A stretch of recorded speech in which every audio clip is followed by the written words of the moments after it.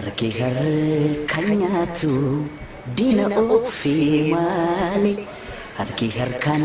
hilolu dina ofi mali nutu uf ibnesi nutu nujale nutu nujale anu elisa caalu hundeessaan jedhama kanaan dhaladhee guddadhee jidduu gara oromiyaa magaalaa Ambootti hojii kabajamaa artiist kabajamoo Dr. Artist Ali Birraa hojii kee kanaa kan itti dheebotte kan itti beelofte kan itti balaaleffatamte kan itti biyyaa baate har'a garuu jabaa dirqama jaalala akka jedhan san hojii keetiin